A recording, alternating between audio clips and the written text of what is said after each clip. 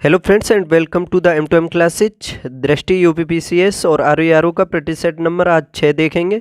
5 इससे पहले हम देख चुके हैं, तो काफ़ी महत्वपूर्ण प्रैक्टिस सेट रहेगा। जीएस के क्वेश्चन हैं, सभी अच्छे से करने की कोशिश करना मेरे साथ। एक क्वेश्चन के बाद तकरीबन आपको 5 सेकंड का टाइम दूंगा, उसका जवाब आप मेरे साथ ही कमेंट बॉक्स में भेजते रहना। तो देखो, अब पहला क्वेश्चन है। इसमें पहला क्वेश्चन आपको ये देखना है कौन सा इसमें सही सुमेलित नहीं है। योजनाओं से संबंधित है, काफ़ी महत्वपूर्ण है। योजनाओं का टॉपिक 1 या 2 क्वेश्चन के रूप में निश्चित आता है एग्जाम में। तो देखो अब इसमें कि जननी बीमा योजना क्या ये 2000 में शुरू हुई थी। दूसरा इसमें राष्ट्रीय ग्रामीण स्वास्थ्य मिशन क्या ये 2003 में, और MG नरेगा क्या 2007 में, या आम आदमी बीमा योजना 2005 में। तो बताना है अब आपको कौन सा इसमें सही सुमेलित है। 3 असुमेलित हैं और 1 सुमेलित है। देखो पहली योजना देखते हैं। अब इसमें जननी बीमा सुरक्षा योजना, जननी बीमा योजना ये शुरू हुई थी 10 अगस्त 2000 को शुरू हुई थी। तो देखो इसमें पहला मिलान बिल्कुल ठीक है, तो आंसर इसका यही हो जाएगा, क्योंकि यही पूछा है इसमें। जो सही सुमेलित है वो बताना है। फिर भी आगे देख लेते हैं। राष्ट्रीय ग्रामीण स्वास्थ्य मिशन, राष्ट्रीय ग्रामीण स्वास्थ्य मिशन के बारे में बता दूं, ये अप्रैल 2005 में शुरू हुआ था, ना कि 2003 में। कब? 2005 में, ठीक है। और देखो MG नरेगा योजना, देखो काफ़ी महत्वपूर्ण है ये ऑप्शन सी जो दिया हुआ है इसमें, MG नरेगा के बारे में बताऊं इससे पहले, MG नरेगा को समझने से पहले ये समझ लो कि राष्ट्रीय ग्रामीण रोजगार गारंटी अधिनियम, या उसे शॉर्ट में कह सकते हो नरेगा, जो ये आया था ये 2005 का अधिनियम था। नरेगा कब का अधिनियम था? राष्ट्रीय ग्रामीण रोजगार गारंटी अधिनियम 2005 का। और ये देखो लागू हुआ था 2 अक्टूबर, यानी महात्मा गांधी की जयंती से 2006 से, 2 अक्टूबर 2006 से लागू हुआ था नरेगा। और फिर इसको आगे चल कर के इसका नाम जो था वो चेंज कर दिया गया। 2 अक्टूबर 2009 को इसको MG नरेगा यानी मनरेगा कर दिया गया था इसको, 2 अक्टूबर 2009 को। तो ठीक है, इस वजह से ये गलत हो जाता है। MG नरेगा जो है ये 2009। और देखो आम आदमी बीमा योजना, ये भी पूछी जा सकती है। ये आम आदमी बीमा योजना जो है ये 2005 में स्टार्ट नहीं हुई थी, ये हुई थी 2007 में। 2007 में हुई थी आम आदमी बीमा योजना, और ये 2 अक्टूबर को ही हुई थी, याद रखना, ठीक है। तो बाकी सभी गलत हैं इसमें, और ये पहला जो है ये सही है। जनश्री बीमा योजना 2000 में स्टार्टिंग हुई थी इसकी, तो आंसर हो जाएगा इसका ऑप्शन ए। अब नेक्स्ट देखते हैं। बजट अनुमान 2023-24 के अनुसार भारत में सकल घरेलू उत्पाद GDP प्रत्यक्ष करों का अंश अनुमानित है। यानी बजट 2023-24 के अनुसार देखा जाए तो भारत में सकल घरेलू उत्पाद यानी GDP में प्रत्यक्ष करों का अंश अनुमानित है। कितना है? 3%, 5%, 6% या 7%? बताइए 2023-24 के अनुसार। देखो काफ़ी अच्छा क्वेश्चन है। 2023-24 के अनुसार देखा जाए तो सकल घरेलू उत्पाद यानी GDP में अगर सकल कर अनुपात देखा जाए, यानी अप्रत्यक्ष और प्रत्यक्ष दोनों करों को मिला करके, तो कंप्लीट है। कितना है? 11.1%, ठीक है। लेकिन इसमें से आपको ये देखना है 11.1 में से प्रत्यक्ष कर कितना है और अप्रत्यक्ष कर कितना है।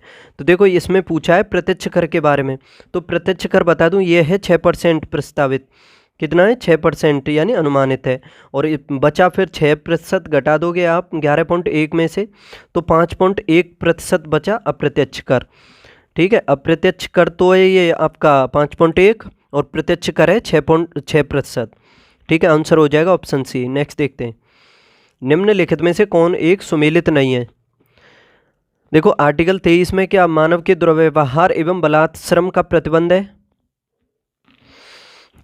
तो देखो इसमें ऑप्शन ए में जो दिया हुआ है आर्टिकल 23, ये मानव के दुर्व्यवहार एवं बलात्श्रम का प्रतिबंध लगाता है। तो इसमें ये पहला सुमेलन ठीक है, क्योंकि जैसे आर्टिकल 23 कहता है मानव तस्करी और बलात्श्रम पर प्रतिबंध के बारे में, आर्टिकल 23 जो 2 है उसमें कुछ अपवाद है उसका। उसमें यह कहा गया है कि राज्य को अधिकार है कि वह सार्वजनिक योजनाओं के लिए नागरिकों से कार्य करवा सकता है, ठीक है। तो पहला सुमेलन ठीक है। आर्टिकल 24 के बारे में देख लो। आर्टिकल 24 में दिया हुआ है कारखानों आदि में बालकों के नियोजन का प्रतिषेध, यानी जो आर्टिकल 24 है वो बाल श्रम पर प्रतिबंध लगाता है।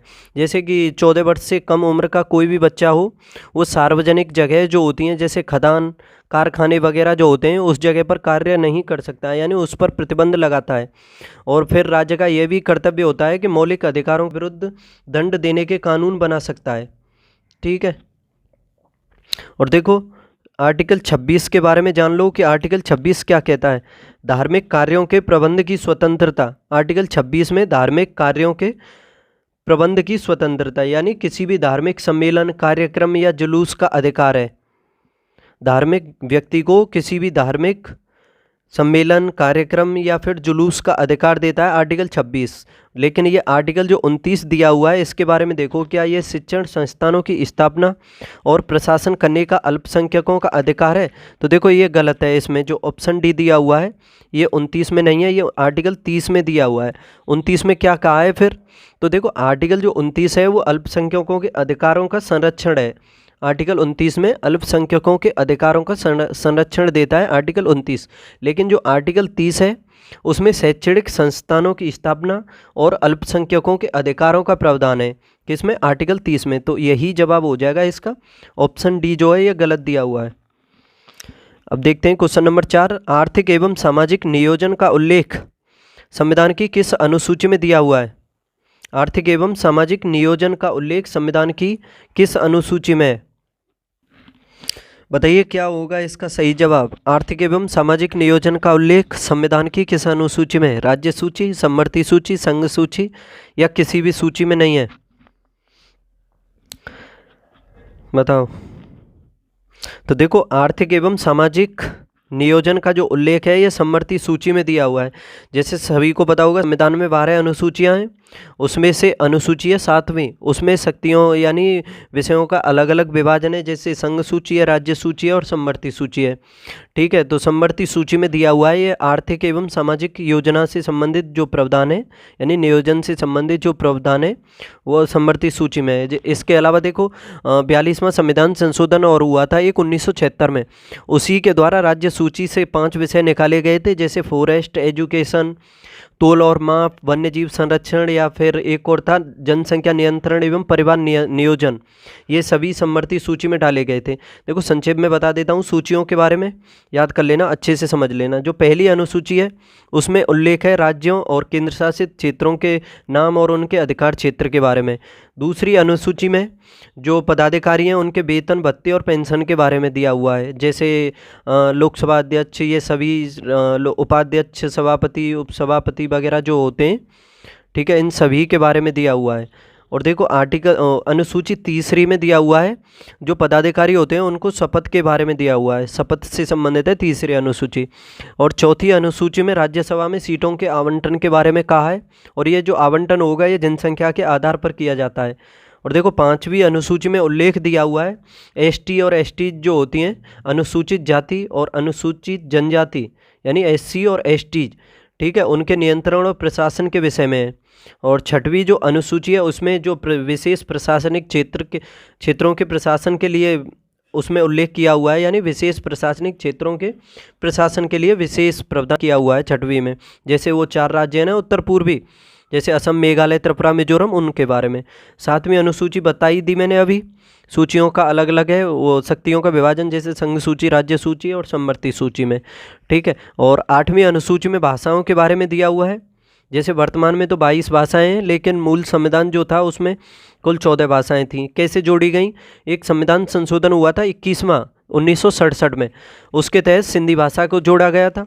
फिर संविधान संशोधन हुआ था 71वां 1992 में, उसके तहत नेपाली, मणिपुरी और कोंकणी को जोड़ा गया था। फिर 92वां संविधान संशोधन हुआ था, 92वां जो संविधान संशोधन हुआ था 2003 में हुआ था। ठीक है। उसके तहत बोडो जो असम और नागालैंड क्षेत्र में बोली जाती है, और डोंगरी जो हिमाचल और जम्मू कश्मीर के क्षेत्र में बोली जाती है, और एक मैथिली है, एक संथाली जो झारखंड में बोली जाती है। इन चारों भाषाओं को 92वें संविधान संशोधन से जोड़ा गया था। तो इस तरह से वर्तमान में 8वीं अनुसूची में कुल 22 भाषाएं हैं। और देखो 9वीं अनुसूची में भूमि सुधार से संबंधित कानून है, और 9वीं अनुसूची को जोड़ा गया था पहले संविधान संशोधन 1951 के द्वारा, ठीक है, याद कर लेना। और देखो 10वीं जो अनुसूची है ये दल बदल पर रोक लगाती है, और इसको 52वें संविधान संशोधन के द्वारा जोड़ा गया, और ये हुआ था 1985 में। पूछा जा सकता है कि जो 52वां संविधान संशोधन हुआ था दल बदल से संबंधित, उस टाइम पीएम कौन थे भारत के? तो राजीव गांधी थे, याद रखना, ठीक है। और इसके तहत दो अनुच्छेद जो थे उसमें बदलाव किया गया था। एक तो था आर्टिकल 302 का 2, और एक था 191 का 2, याद कर लेना।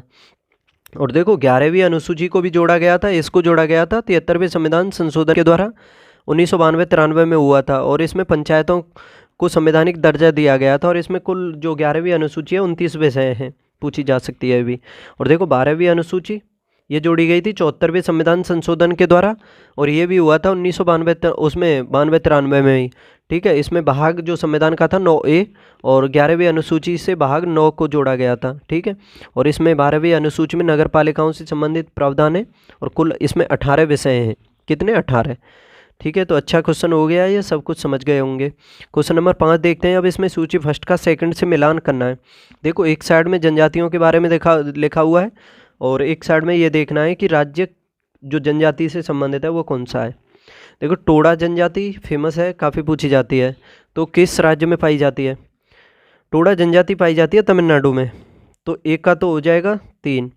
लेप्चा जनजाति पाई जाती है सिक्किम में, बी का हो जाएगा 2, बी का 1 हो जाएगा। बिरहोर जो जनजाति है झारखंड क्षेत्र में पाई जाती है, कहाँ पर? झारखंड में, इसका 4 हो जाएगा। और गारो जनजाति, गारो खासी जयंतियाँ पहाड़ियाँ भी हैं और वो जनजातियाँ भी हैं, गारो खासी जयंतियाँ वो मेघालय में ही पाई जाती हैं। तो 3 1 4 2 हो जाएगा, 3 1 4 2 ऑप्शन में देख लेना है, 3 1 4 2, तो इसका ऑप्शन बी सही है। नेक्स्ट देखो, एशियाई खेल 2022 में भारतीय महिला क्रिकेट टीम के प्रदर्शन के संदर्भ में निम्नलिखित कथनों पर विचार करना है। जो एशियाई खेल हुए हैं 2022 में उनसे संबंधित महत्वपूर्ण क्वेश्चन है, अच्छे से समझो। देखो बताओ, पहला इसमें है कि भारतीय महिला क्रिकेट टीम ने पाकिस्तान को फाइनल में हरा करके पराजित करके स्वर्ण पदक जीता था। क्या भारत का जो महिला का जो फाइनल हुआ था एशियाई गेम में, क्या उसमें भारत की विमेन टीम ने क्या पाकिस्तान को हराया था फाइनल में? तो देखो ये पहला गलत है, क्योंकि फाइनल खेला था भारत ने श्रीलंका के साथ खेला था, ना कि पाकिस्तान के साथ, ठीक है। तो ये गलत हो जाता है, फाइनल में श्रीलंका को हराया था। दूसरा, इसमें एशियाई खेलों के क्रिकेट टूर्नामेंट में भारत का पहला पदक है। तो देखो एशियाई खेलों के क्रिकेट टूर्नामेंट में भारत का जो है पहला ही पदक था, क्योंकि इससे पहले देखो क्रिकेट को शामिल तो किया गया था एशियाई खेलों में, एक तो 2010 में शामिल हुई थी क्रिकेट, और एक 2014 में। लेकिन भारत की जो वुमेन टीम है या पुरुष की जो टीम है उसने कोई भी टीम ने भाग नहीं लिया था। तो समझ सकते हो भारत का ये पहला ही पदक था, ठीक है। तो ये दूसरा सही हो जाता है, पहला गलत हो जाता है। श्रीलंका को फाइनल में हरा दिया था इंडिया ने 19 रनों से, ठीक है।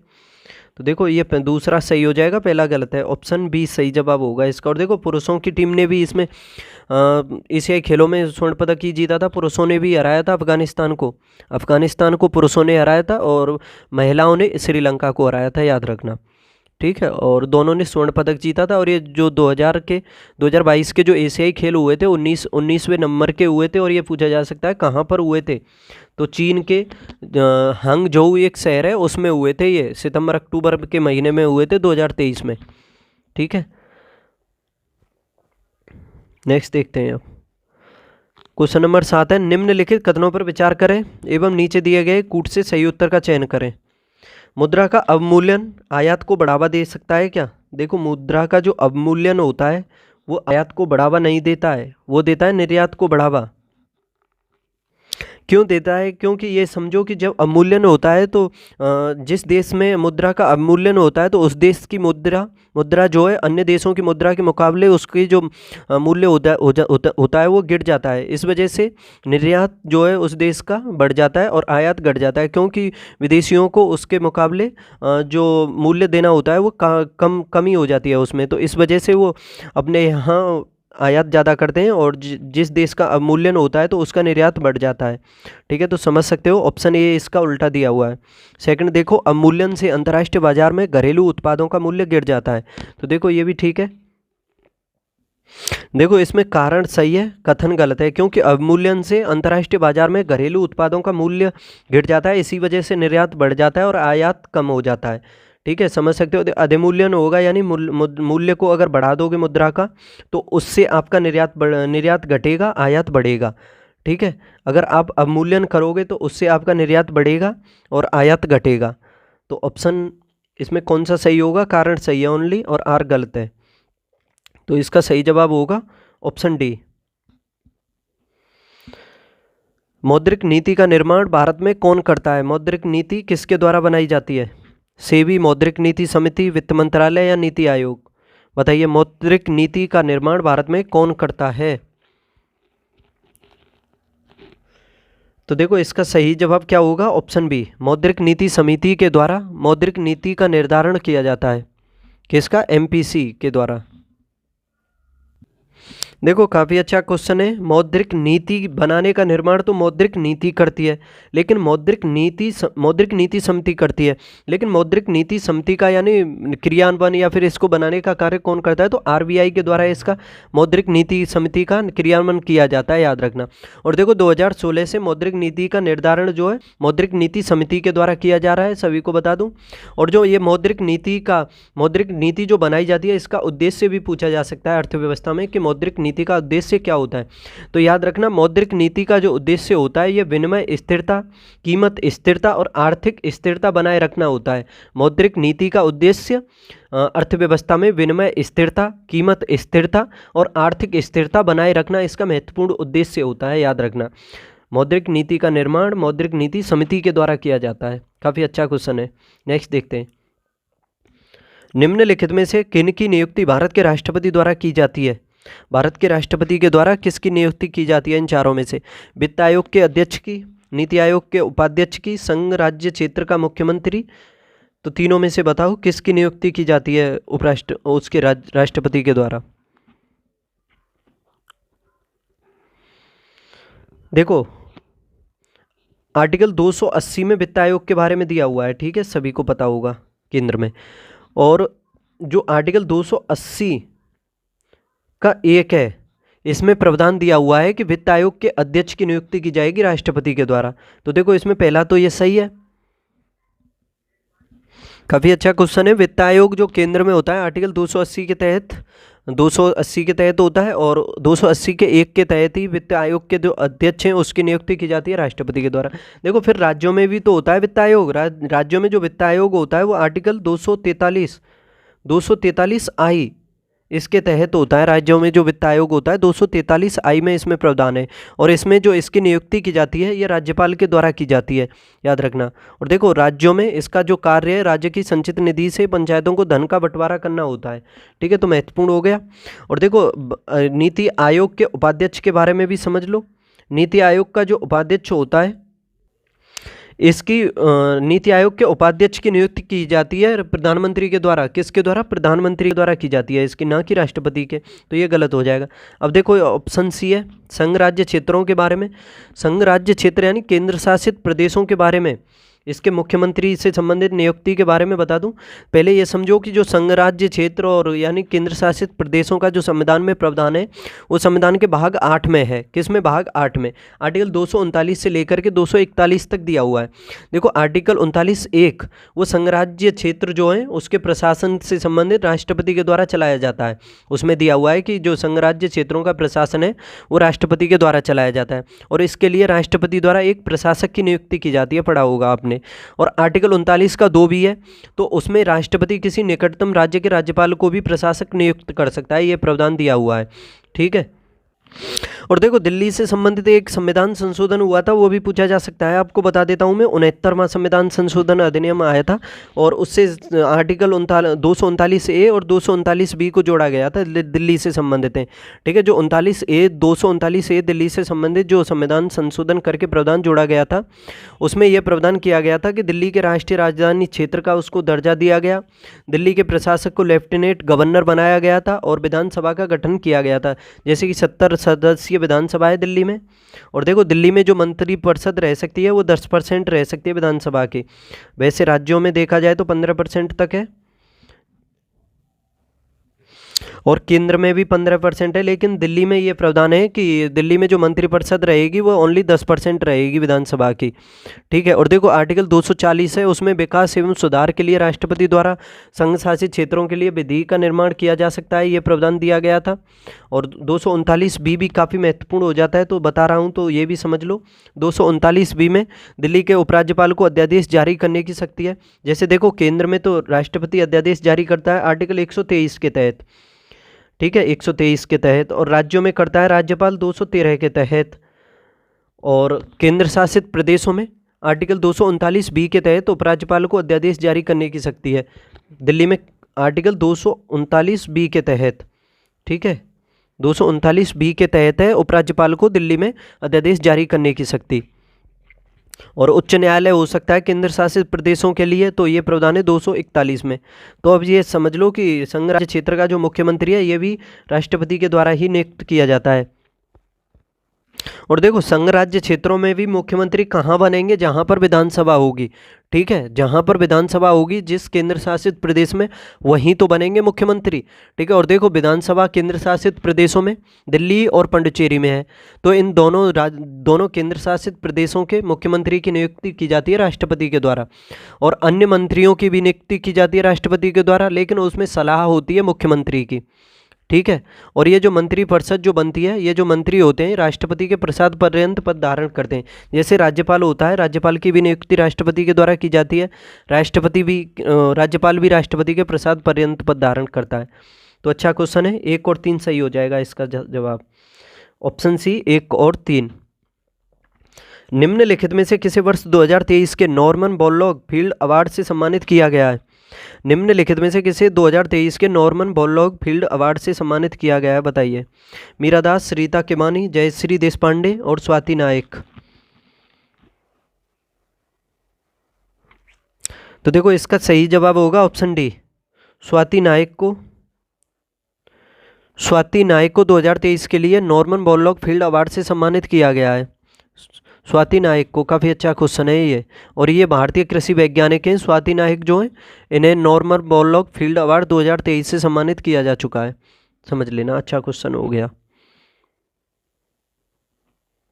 देखो नॉर्मन बोरलॉग के बारे में और बता दूं कि ये पुरस्कार से संबंधित ये किसके द्वारा दिया जाता है, तो याद रखना इस पुरस्कार को वर्ल्ड फूड प्राइज फाउंडेशन के द्वारा दिया जाता है। किसके द्वारा? वर्ल्ड फूड प्राइज फाउंडेशन के द्वारा। निम्नलिखित में से जनसंख्या परिवर्तन का घटक नहीं है, जनसंख्या परिवर्तन का घटक कौन सा नहीं है? क्या जन्म से जनसंख्या परिवर्तन हो सकता है, मृत्यु से, प्रवास से या शिक्षा से? तो इन चारों में बताना है कौन सा है जिससे जनसंख्या परिवर्तन नहीं होगा, बताइए।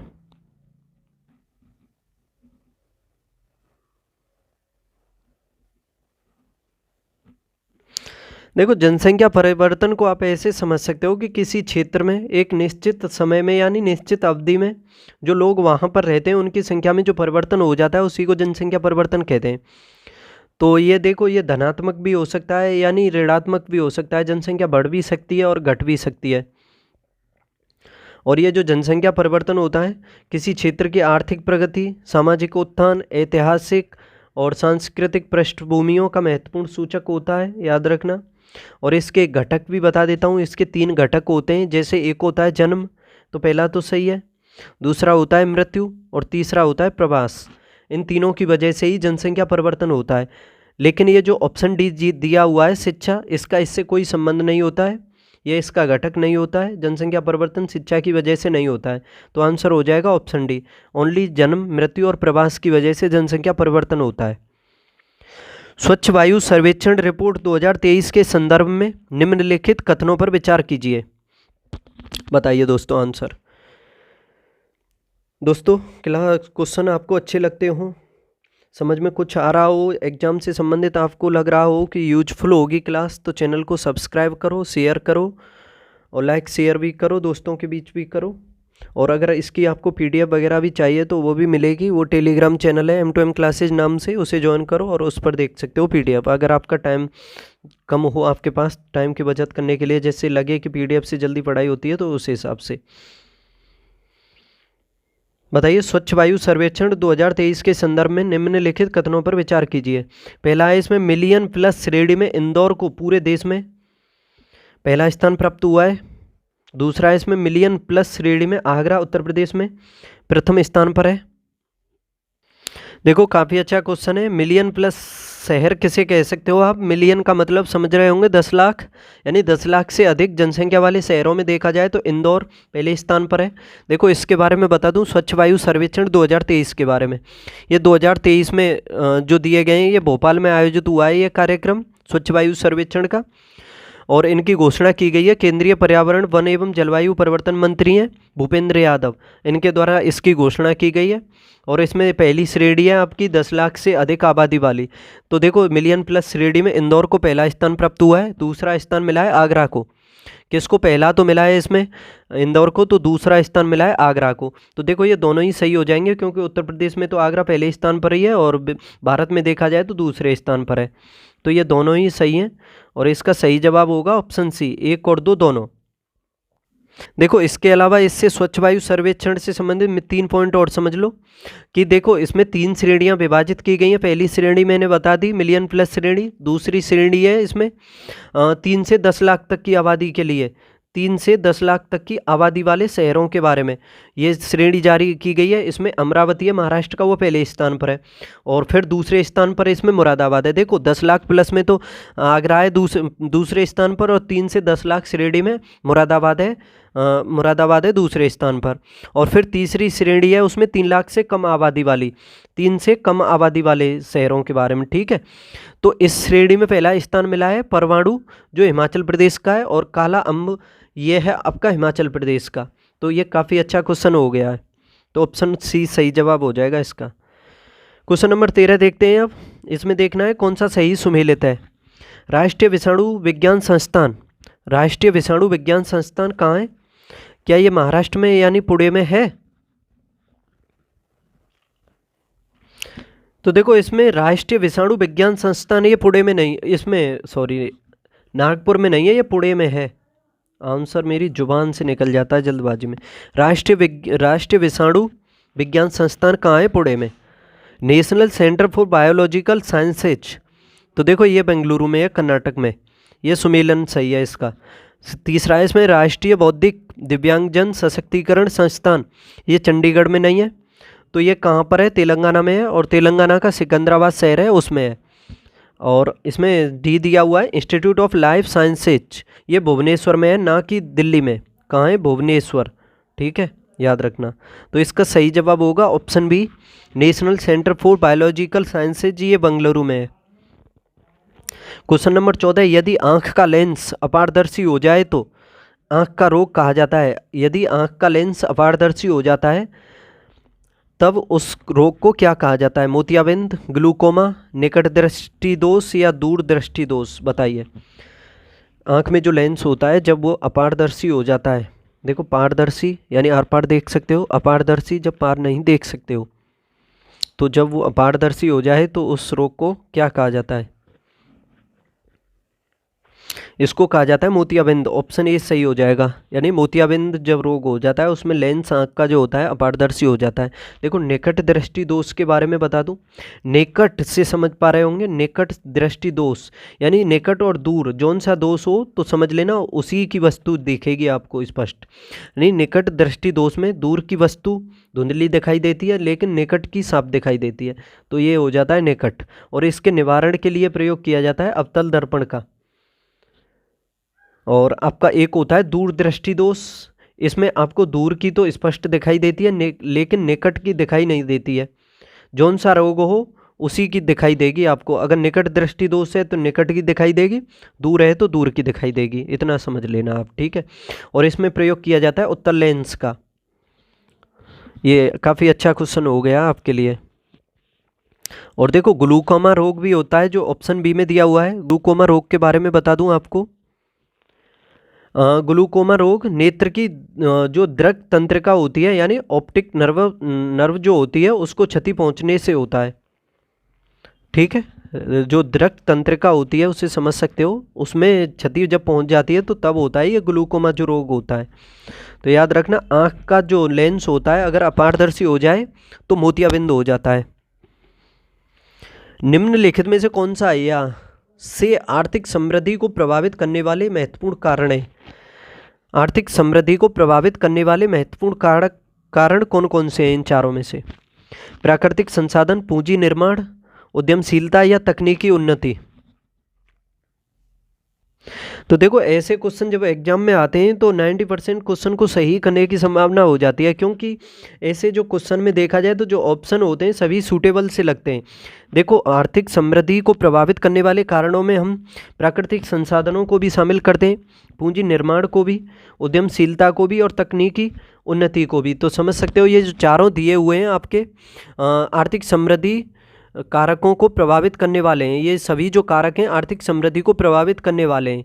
ठीक है, इसके अलावा मानव, दोबारा देख लो, प्राकृतिक संसाधन, पूंजी निर्माण, उद्यमशीलता, तकनीकी उन्नति, मानव संसाधन, जनसंख्या वृद्धि भी होती है और आपका सामाजिक लागत भी हो सकती है इसमें।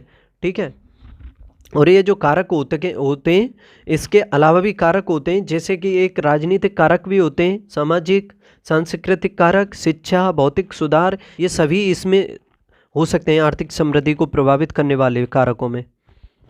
ठीक है, तो इसका सही जवाब हो जाएगा ऑप्शन डी। निम्नलिखित में से कौन से कथन सत्य हैं? नीचे दिए गए कूट से सही उत्तर का चयन कीजिए। देखो, पोलियो के टीके की खोज जोनास साल्क ने की थी क्या? पोलियो के टीके की खोज बताइए। तो देखो, ये पहला सही है इसमें, पोलियो के टीके की जो खोज की गई थी जोनास साल्क ने की थी। और देखो, चेचक के टीके की खोज किसने की थी? तो चेचक के टीके की खोज की थी एडवर्ड जेनन ने। दूसरा है इसमें पोलियो एक जीवाणु जनित रोग है क्या? पोलियो जीवाणु से होता है? तो देखो, ये गलत है इसमें, पोलियो जो होता है विषाणु से होता है, और उस विषाणु का नाम क्या है? पोलियोमिलाइटिस उसका नाम होता है, पोलियोमिलाइटिस, उसकी वजह से होता है पोलियो। और देखो, पोलियो से प्रभावित होने वाला अंग तंत्रिका तंत्र है क्या? तो देखो, ये तंत्रिका तंत्र को ही प्रभावित करता है, इस रोग से तंत्रिका तंत्र ही प्रभावित होता है। तो ये तीसरा भी सही हो जाएगा। 1 और 3 इसके सही हैं, ऑप्शन डी सही हो जाएगा इसका। भारतीय रिजर्व बैंक द्वारा किस तिथि को जो 2000 रुपये का नोट था उसको संचलन से वापस ले लिया गया था? 2000 रुपये के नोट को आरबीआई के द्वारा संचलन से कब वापस लिया था, यानी इसका संचलन बंद कर दिया गया था? 19 मई 2023, 30 मई 2023 या 19 सितंबर 2023 या 30 सितंबर 2023 को? बताइए, 2000 नोट को कब वापस लिया गया? तो देखो, इसका सही जवाब होगा 19 मई 2023। 19 मई 2023 को 2000 के नोट को संचलन से वापस ले लिया गया। और देखो, इसको शुरुआत में देखा जाए तो 2000 नोट को जमा करने की जो शुरुआत की जो डेट रखी गई थी वो 30 सितंबर रखी गई थी, 30 सितंबर 2023 तक। लेकिन इसे फिर आगे बढ़ा दिया गया था, तो इसे 7 अक्टूबर कर दिया गया था, 7 अक्टूबर 2023। अगर आपने उसके बाद भी जमा नहीं किए हैं तो इसके बाद भी जमा हो सकते हैं, लेकिन आपको इनको जमा करने के लिए आरबीआई के पास जाना होगा। यानी आरबीआई का जो 19 निर्गम कार्यालय हैं उनमें जमा कर सकते हो आप, यानी आरबीआई के 19 निर्गम कार्यालय हैं उनमें जाकर के अगर आपके पास 2000 का नोट हो अभी भी, तो उनको आरबीआई के 19 निर्गम कार्यालयों में जाकर के जमा कर सकते हो या बदल सकते हो उनसे। ठीक है, तो सही जवाब होगा 19 मई 2023। भारतीय मानक समय की यामोत्तर नहीं गुजरती है जो 82.5 डिग्री है, ठीक है, ये कहाँ से होकर के नहीं गुजरती है जिससे भारत का जो समय है निर्धारित, उसी के बारे में पूछा है। आंध्र प्रदेश से, छत्तीसगढ़ से, महाराष्ट्र से या उत्तर प्रदेश से? देखो, इलाहाबाद के नैनी के पास से निकलती है उत्तर प्रदेश में तो, लेकिन इसके अलावा बता दूं मैं, जैसे उत्तर प्रदेश से भी गुजरती है, ये मध्य प्रदेश से भी गुजरती है, छत्तीसगढ़ से भी, उड़ीसा भी और आंध्र प्रदेश से भी। लेकिन ये जो इस ऑप्शन में दिया हुआ है महाराष्ट्र, अगर आपने अच्छे से भारत का मैप देखा होगा तो उसमें काफ़ी अलग हो जाता है महाराष्ट्र जो है, तो महाराष्ट्र से होकर के नहीं जाती है, ये उत्तर प्रदेश, मध्य प्रदेश, छत्तीसगढ़, उड़ीसा और आपका आंध्र प्रदेश, यानी 5 राज्यों से होकर के निकलती है। तो इसका सही जवाब हो जाएगा महाराष्ट्र से नहीं जाती है 82.5 डिग्री याम उत्तर जो है। और देखो ये जो है इंडियन स्टैंडर्ड टाइम यानी जो 82.5 पर निर्धारित है, और एक होता है GMT यानी ग्रीनविच मीन टाइम जो 0 डिग्री पर निर्धारित है। 0 डिग्री और 82.5 के अंतर्गत देखा जाए तो जो टाइम का अंतर है वो 5.5 घंटे का है। कितने का? 5.5 घंटे का। अगर आप 1 डिग्री यानी 1 देशांतर चलोगे तो 4 मिनट का समय बढ़ जाता है। तो उसी हिसाब से अगर आप 82.5 में गुणा करोगे 4 का तो आपका 5.5 घंटे निकल करके आएंगे, और यही अंतर है इसका। नेक्स्ट देखते हैं आप। न्यूनतम समर्थन मूल्य के संदर्भ में निम्नलिखित कथनों पर विचार कीजिए। यानी MSP के बारे में दिया हुआ है ये। देखो, कृषि लागत एवं मूल्य आयोग 25 फसलों हेतु न्यूनतम समर्थन मूल्य की घोषणा करता है। कृषि लागत एवं मूल्य आयोग जो है क्या 25 फसलों के लिए MSP की घोषणा करता है? पहले तो ये समझ लो कि इसकी घोषणा किसके द्वारा की जाती है। MSP की घोषणा की जाती है कृषि लागत एवं मूल्य आयोग यानी CACP, शॉर्ट में लिख सकते हो CACP, इसके द्वारा इसकी घोषणा की जाती है। या फिर ऐसे समझ सकते हो कि CACP इसकी सिफारिश करता है और सरकार के द्वारा इसकी घोषणा की जाती है। ठीक है, तो याद रखना ये 25 फसलों के लिए नहीं की जाती है। तो कितनी फसलों के लिए की जाती है? 22 फसलों के लिए।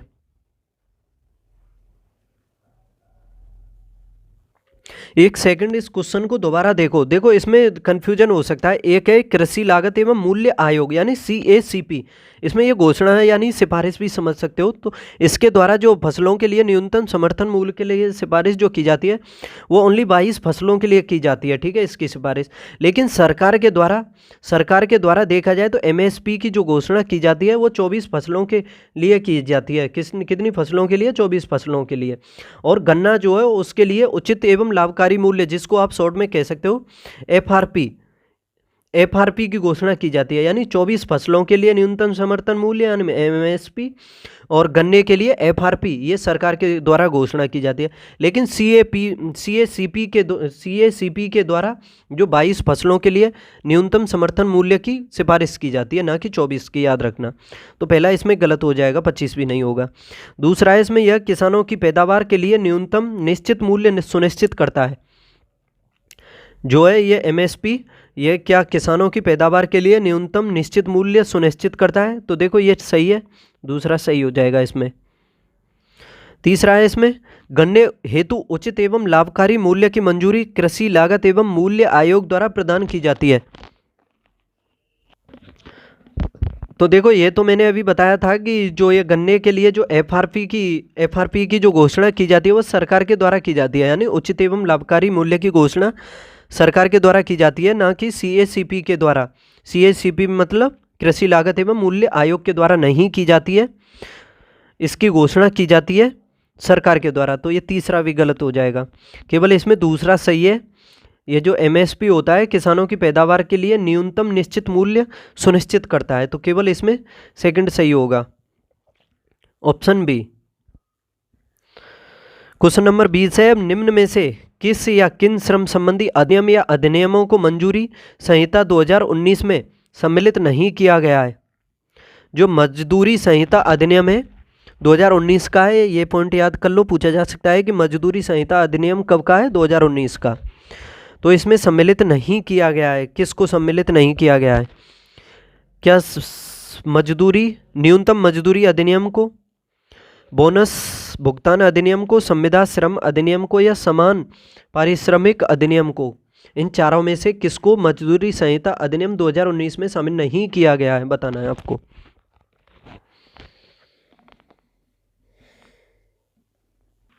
देखो इसके बारे में बता दूं मैं आपको कि ये जो मजदूरी संहिता अधिनियम है 2019 का, इसमें हम 4 श्रम जो कानून है उनको शामिल किया गया है। यानी मजदूरी संहिता अधिनियम 2019 में 4 श्रम कानूनों को शामिल किया गया है, और चारों को आपको बता देता हूं मैं आपको। जैसे एक है न्यूनतम मजदूरी अधिनियम, जो ये आपके सामने दिया हुआ है, ये 1948 का है, इसको शामिल किया गया है।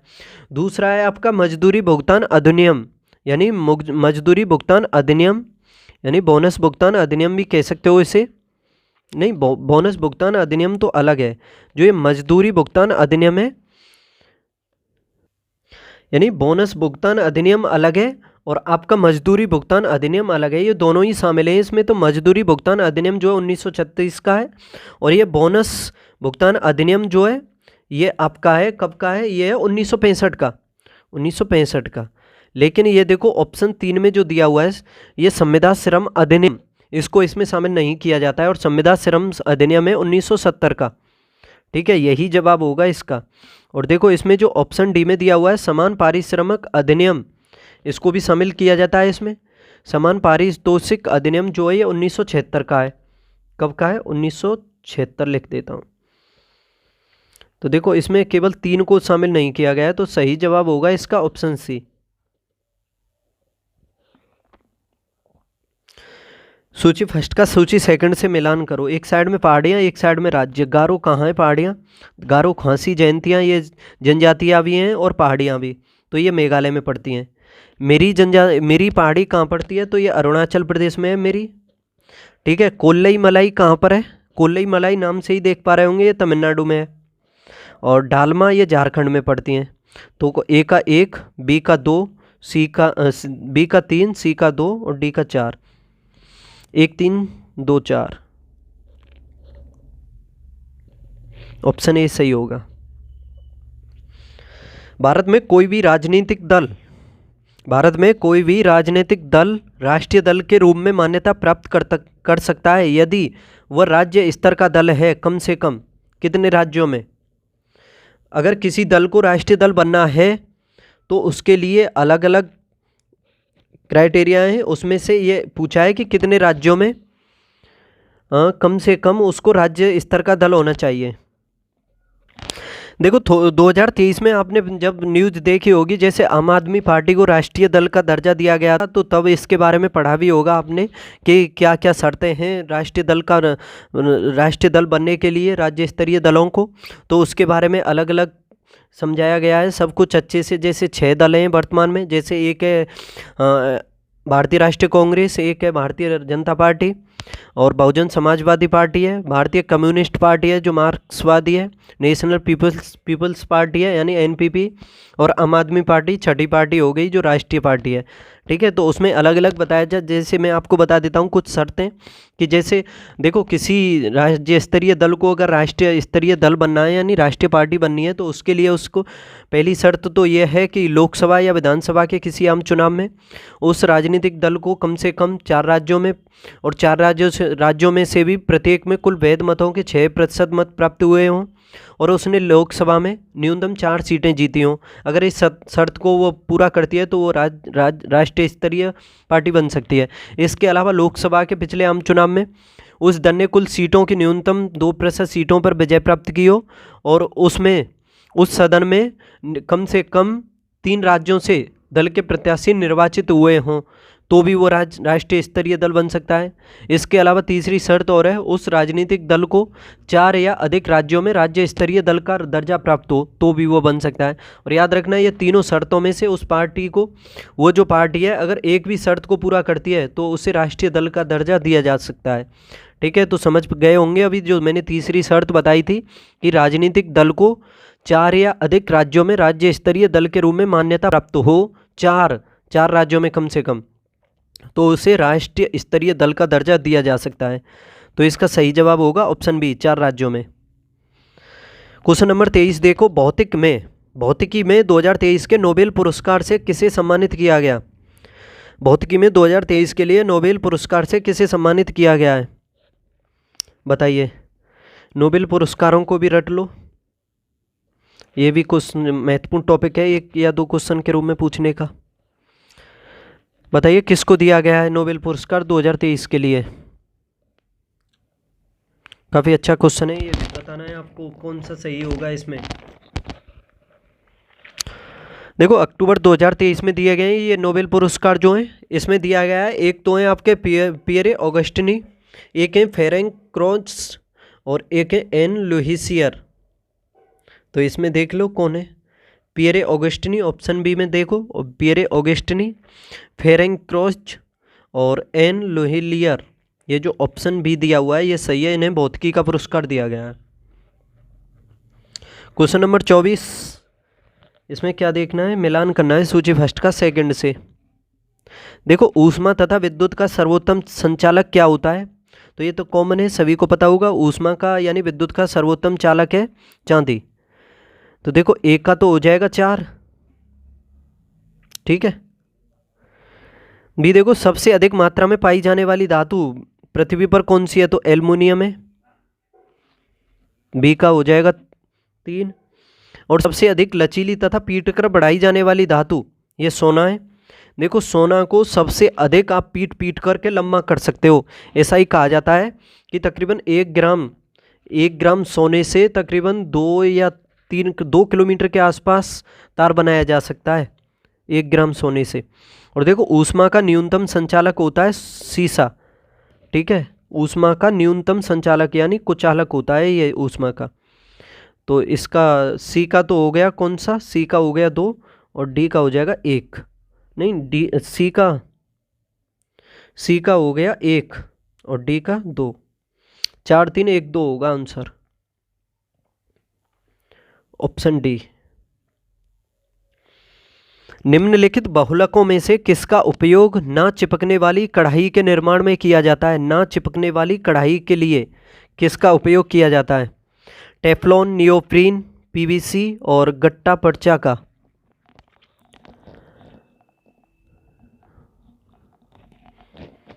तो देखो इसका सही जवाब क्या है, ऑप्शन ए, टेफ्लॉन का प्रयोग किया जाता है ना चिपकने वाली कढ़ाई के निर्माण में। इसको देखो क्या कह सकते हो, पॉलीटेट्रा फ्लूरो एथिलीन भी इसी को कहा जाता है। ये एक संश्लेषित फ्लूरो बहुलक होता है और इसका जो साधारण नाम होता है बोलचाल में वो टेफ्लॉन कह सकते हो, ठीक है। ये काफ़ी अच्छा क्वेश्चन हो गया। टेफ्लॉन का प्रयोग किया जाता है ना चिपकने वाली कढ़ाई के निर्माण में। अक्टूबर 2023 में नवरत्न कंपनियों की संख्या 14 से बढ़कर के कितनी हो चुकी है, नवरत्न। देखो नवरत्न, मिनीरत्न, महारत्न इस तरह से कंपनियां होती हैं। महारत्न जो होती हैं वो सबसे बड़ी होती हैं। देखो आपने पढ़ा होगा इन कंपनियों के बारे में, महारत्न, नवरत्न और मिनीरत्न के बारे में। 1 सेकंड पानी पी लो। अगर आपने इनके बारे में पढ़ा हो, अच्छे से समझा हो तो अच्छी बात है, ना समझा हो तो मैं शॉर्ट में बता देता हूँ। देखो ये जो अगर कोई कंपनी महारत्न बन जाती है तो उसको महारत्न बनने का फ़ायदा क्या होता है। पहली बात तो ये समझो, अगर कोई प्रोजेक्ट है, ठीक है, तो उस प्रोजेक्ट में वो कुल पूंजी का 15% तक और सभी प्रोजेक्टों में कुल मिलाकर के पूंजी का 30% तक, यानी किसी एक प्रोजेक्ट में तो कुल पूंजी का 15% या फिर सभी प्रोजेक्टों में बात की जाए तो कुल पूंजी का 30% तक या फिर 5,000 करोड़ तक निवेश किया जा सकता है अगर कोई कंपनी महारत्न बन जाती है तो बिना सरकार की अनुमति के। दोबारा समझो, अगर कोई कंपनी महारत्न बन जाती है तो वह बिना सरकार की अनुमति के किसी प्रोजेक्ट में यानी एक प्रोजेक्ट में कुल पूंजी का 15% तक निवेश कर सकती है, या फिर सभी प्रोजेक्टों की बात की जाए तो सभी प्रोजेक्टों में 30% तक निवेश कर सकती है। अगर कोई प्रोजेक्ट 5 करोड़ तक का है तो 5 करोड़ तक के प्रोजेक्ट में निवेश कर सकती है बिना सरकार की अनुमति के, अगर महारत्न बन जाती है तो। दूसरी बात करते हैं हम नवरत्न की। देखो नवरत्न की बात करने से पहले ये और समझ लो कि महारत्न बनने के लिए कंपनी के पास कुछ शर्तें भी होती हैं। तो वो शर्तें क्या होती हैं, अगर किसी कंपनी जो को महारत्न बनना है तो उसके पास कुछ शर्तें होती हैं, जैसे कि उसकी जो पूंजी है, शुद्ध पूंजी कम से कम 15,000 करोड़ होनी चाहिए या 15,000 करोड़ से अधिक होनी चाहिए। उसका जो टर्न ओवर होना चाहिए वो 25,000 करोड़ से ऊपर होने चाहिए या 25,000 करोड़ होना चाहिए कम से कम, और उसका जो शुद्ध लाभ है वो कम से कम 5,000 करोड़ या उससे ऊपर होना चाहिए वार्षिक, ठीक है। और नवरत्न का उसके पास दर्जा होना चाहिए, और वो स्टॉक जो एक्सचेंज होता है उसमें रजिस्टर होने चाहिए और वैश्विक स्तर पर होनी चाहिए वो, ना कि केवल राष्ट्रीय स्तर पर। और देखो नवरत्न बनने के लिए भी कुछ शर्तें होती हैं। नवरत्न शर्तें छोड़ो, नवरत्न के बारे में तो इतना ही याद कर लो कि उसको फ़ायदा क्या होता है। उसके बाद शर्तें भी समझ लो, उसके पास मिनी रत्न का दर्जा होना चाहिए, पिछले 5 वर्षों में उसकी रेटिंग जो है वेरी गुड या फिर एक्सीलेंट होनी चाहिए, कम से कम 6 चयनित क्षेत्रों में 100 करोड़ से 100 में से 60 अंक उसको प्राप्त होने चाहिए, ठीक है। तो ये नवरत्न का होगा। इसको बेनिफिट क्या होता है, नवरत्न जो कंपनी होती है यह अपनी जो कुल पूंजी होती है यानी किसी प्रोजेक्ट में उसका 15% तक प्रयोग कर सकती है सरकार की बिना अनुमति के, और सभी प्रोजेक्टों में कुल पूंजी का 30% तक। लेकिन धनराशि के हिसाब से देखा जाए तो 1000 करोड़ तक के प्रोजेक्ट में ये सरकार की बिना अनुमति के निवेश कर सकती है। ठीक है, तो वर्तमान में देखा जाए तो नवरत्न कंपनियां कितनी हो गई हैं ये पूछा है इसमें। तो देखो वर्तमान में नवरत्न कंपनियां 14 से बढ़कर के हो चुकी हैं 16। कितनी? 16 हो चुकी हैं। तो इसका आंसर हो जाएगा ऑप्शन ए। और एक तीसरी होती है मिनी रत्न कंपनी। तो मिनी रत्न कंपनियों के बारे में भी बता दूं थोड़ा बहुत आपको, वो भी समझ लो कि इसमें देखा जाए तो 3 वर्षों में लगातार लाभ में रही हो कंपनी, वो बन सकती है। किसी एक वर्ष का जो लाभ है वो 30 करोड़ या उससे अधिक रहा हो तो वो मिनी रत्न बन सकती है। मिनी रत्न को भी फर्स्ट और सेकंड में बांटा गया है, ये मैंने फर्स्ट के बारे में बता दिया है। सेकंड के बारे में बता दूं, बिना सरकार की अनुमति के कुल पूंजी का 100% या 500 करोड़ तक का निवेश कर सकती है मिनी रत्न कंपनियां। तो इन कंपनियों के बारे में अच्छे से समझ लेना चाहिए, महारत्न, मिनी रत्न और नवरत्न जो है। देखिए क्वेश्चन नंबर 27 है, लॉर्ड कॉर्नवालिस ये स्थायी बंदोबस्त से संबंधित है क्या? कॉर्नवालिस बताइए, स्थायी बंदोबस्त से सही है या गलत है पहला?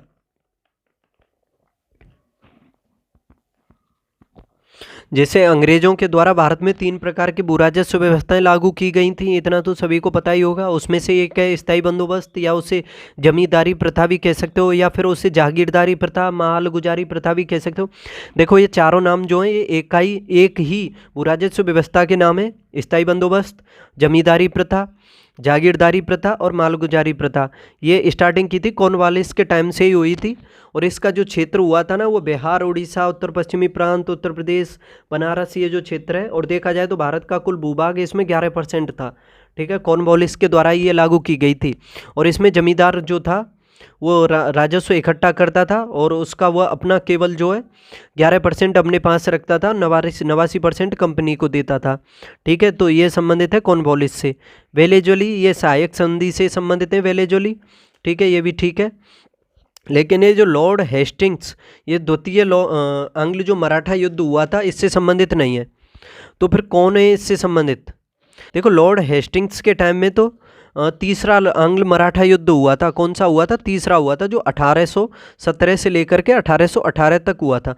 और ये जो दूसरा हुआ था ना, ये द्वितीय आंग्ल मराठा युद्ध, ये तो हुआ था 1803 से लेकर के 1805 तक हुआ था। तो बता दो 1803 से 1805 तक कौन था? बताओ कौन था उस टाइम? तो ये लॉर्ड वेलेजली था, ना कि लॉर्ड हेस्टिंग्स। तो ये तो गलत है ना। चौथा है इसमें लॉर्ड विलियम बेंटिंग, ये 1829 का जो 17वां रेगुलेशन एक्ट जो था ये इसी से संबंधित है। और इन्हीं के टाइम में सती प्रथा का अंत किया गया था बिली बेंटिंग के द्वारा ही 1829 में। सभी को पता ही होगा इसके बारे में तो। और इसके अलावा सती प्रथा हो गई, और सती प्रथा, ठगी प्रथा, नरबली प्रथा, इन सभी को प्रतिबंधित किया था इन्होंने। ऑप्शन सी सही आंसर हो जाएगा इसका। अब देखो सूची फर्स्ट का सेकंड से मिलान करना है इसमें। एक साइड में समाचार पत्र और एक साइड में संपादक। देखो पहला है इसमें काल समाचार पत्र। काल समाचार पत्र जो है इसके संपादक कौन है? तो काल समाचार पत्र के संपादक हैं शिवराम महादेव परांजपे। तो ए का हो जाएगा 4। बंगाली समाचार पत्र के संपादक कौन है? सुरेंद्रनाथ बनर्जी। एक हो जाएगा इसका। और सुधारक समाचार पत्र ये गोपाल कृष्ण गोखले। और सोम प्रकाश ये द्वारकानाथ विद्याभूषण। 3, 4, 1, 2, 3 आंसर होगा इसका। तो ऑप्शन ए ही सही है। क्वेश्चन नंबर 29, महात्मा गांधी धरसना नमक गोदाम पर कांग्रेस कार्यकर्ताओं के धावे के समय कहाँ थे? जब ये देखो धरसना नमक गोदाम था, इस पर कांग्रेस के कार्यकर्ताओं के द्वारा धावा बोला गया था, तो उस टाइम ये पूछा है महात्मा गांधी कहाँ थे, बताइए कौन सी जगह पर थे? क्या यरवदा जेल में थे, साबरमती जेल में, या आगा खां पैलेस पूना में, या अहमदनगर फोर्ट जेल में? बताओ कौन सी जगह थे?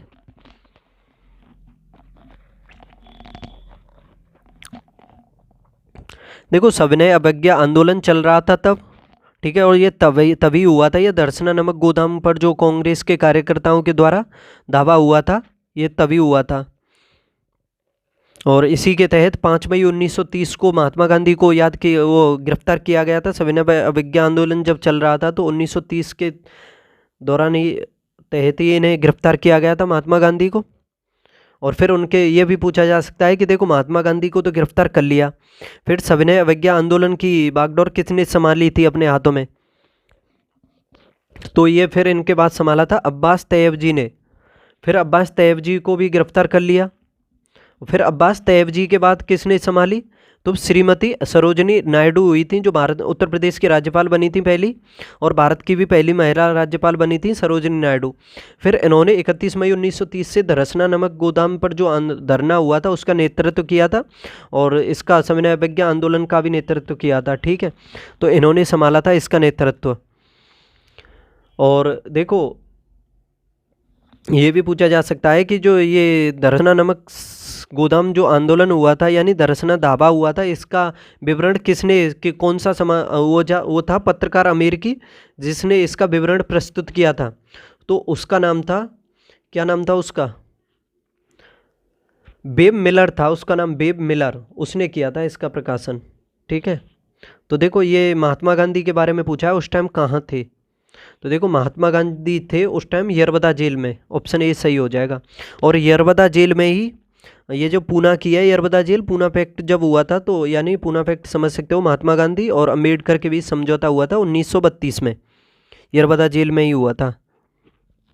दलितों के लिए अलग निर्वाचन मंडल की मांग कर रहे थे भीमराव अम्बेडकर, जिस वजह से किया था महात्मा गांधी ने ये पूना पैक्ट जो किया था।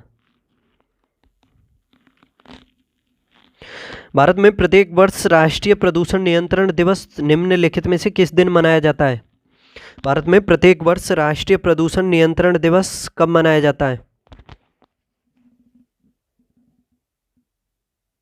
तो देखो ये मनाया जाता है 2 दिसंबर को। 2 दिसंबर को राष्ट्रीय प्रदूषण नियंत्रण दिवस मनाया जाता है हर साल। अब इसमें देखना है आपको कौन सा सही सुमेलित है। सुभाष चंद्र बोस टुवर्ड्स स्ट्रगल से संबंधित हैं क्या?